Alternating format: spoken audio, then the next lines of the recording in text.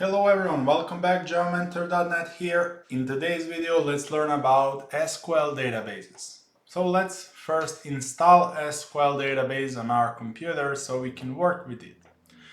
If you Google about SQL databases, you will see that there are different SQL databases. You can find Oracle database, MySQL, Postgres. Those three are the most popular. And you can ask yourself, well, are they somehow different or something? And they have their differences, but they are very, very similar. And for those things that we will learn, beginner stuff, they're exactly the same. So everything that we will learn in Postgres database, because I will download and install Postgres, will be applicable to MySQL and Oracle. So let's go download Postgres and learn about SQL. Okay, so I typed Postgres in my browser. There are plenty of versions on this postgres.org website. You can choose your operating system, for example, Windows. You can see like 64-bit Windows platforms are compatible with those versions. So I will just go here in the download installer and I will download for Windows because I have this one. Let's say the latest version should work fine. Okay, so I just double clicked on that file that we downloaded. I didn't recently install SQL database, but I guess it's only next, like in any video game. We won't die if we check those, I guess. So next, password. Okay, give it some password. Remember this password because you will need it. Port. That's some number we will explain in the somewhere in the playlist what's this port about, but for now some number. Next, locale. Okay, I guess default is fine. Next. So basically if you just left everything by default, it should be fine. Okay, at the end, installation will prompt you to install further drivers with Stack Builder. I think you can skip that and we can install that later. So for now, you can try to search pgadmin through your Windows and make sure to search for pgadmin and not Postgres. And then we started this pgadmin. And then, okay, we want to enter the password. This is the password that you set during the installation. Okay. So you want to create a new database. Here are the databases, right click, create database. You can name it whatever you like. The name of the database, save. And we have our database. Now, we want to create one table. What is the table? Well, you want to store data of persons, let's say, into the database. So every person has first name, last name, age, and so on, some attributes. So in the very similar fashion, but not the same, in Java we have a class. So class equals table. You can imagine like that. It's not equal, but some template that you need in Java is class, and some template to save data in databases is table. Okay, create. You need to go here and then schemas. You have tables inside the public schema, so there you can go create table. Name of the table, person. Columns are attributes basically, yeah. Okay, plus, so you have first name, then you need to select data type. You remember from our program, first name is string. There is no string here, but there is character varying. So this is the string in database. You can put 256 here. This is the length, maximum length of the string. So if you need more, you can put more.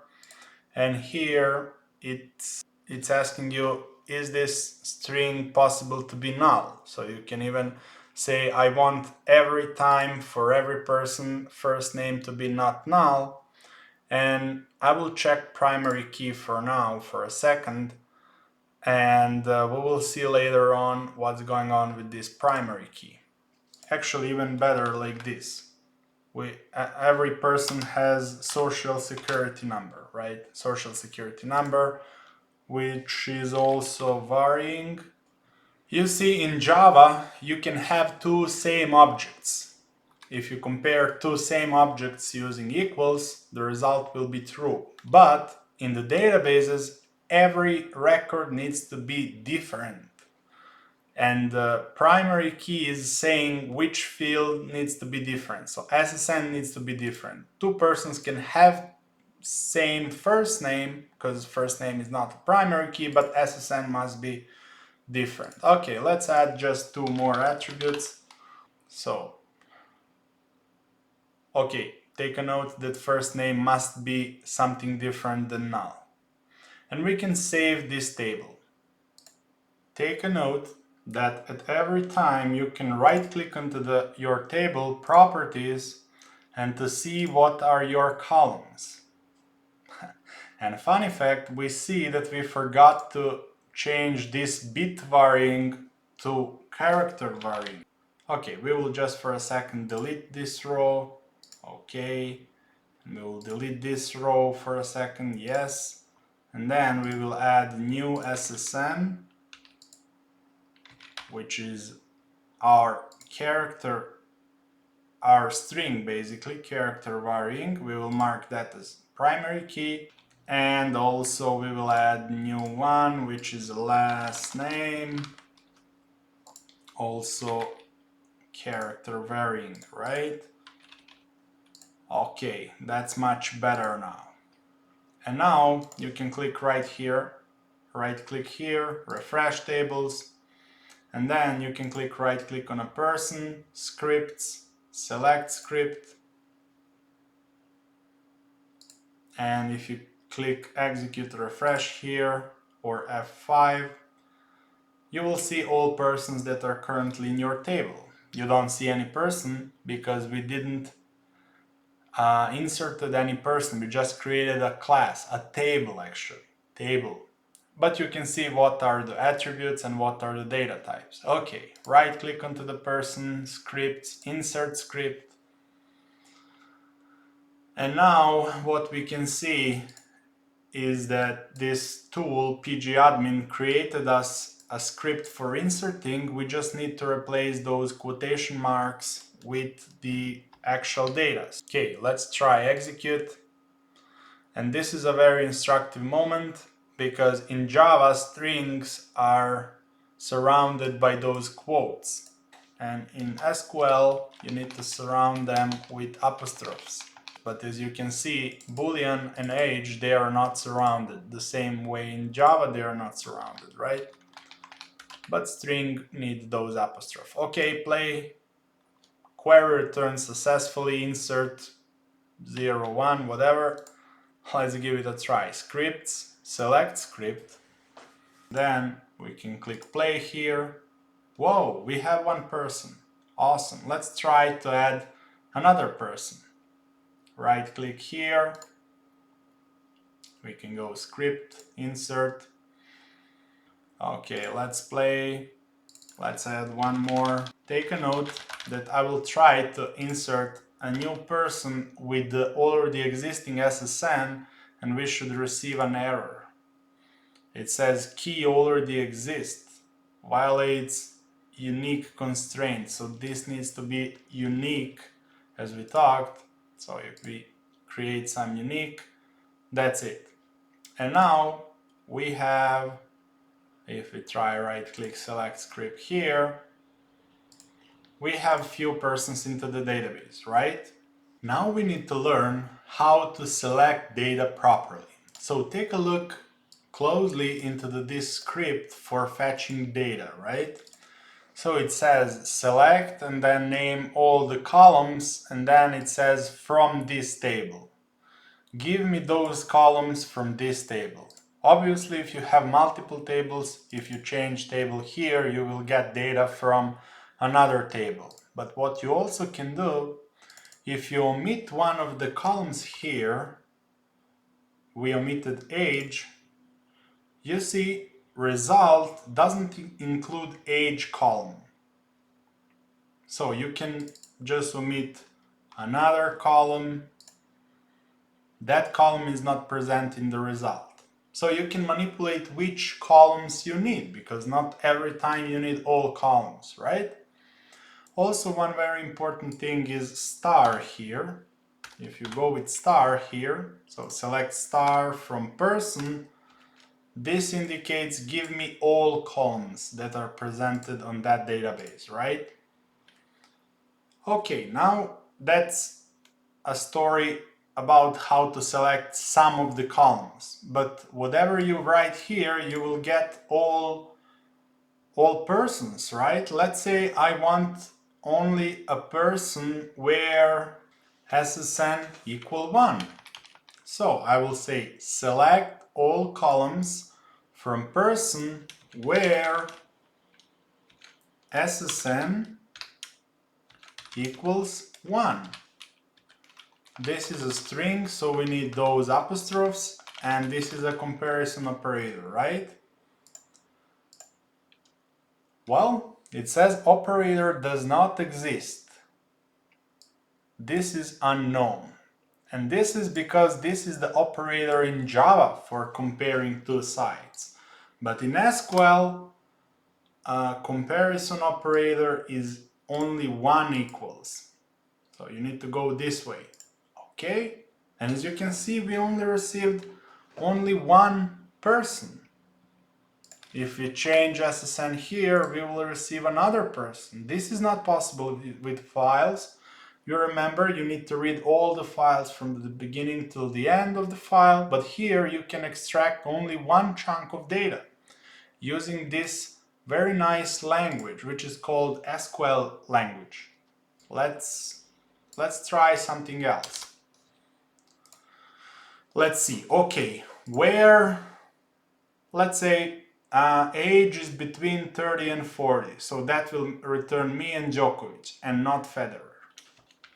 Where age is greater or equal than 30 and age is smaller or equal to 40. Take a note that here logical operator AND is written with AND, and it's not like in Java. In Java was this, right? But that operator doesn't exist in SQL, so you need to say AND.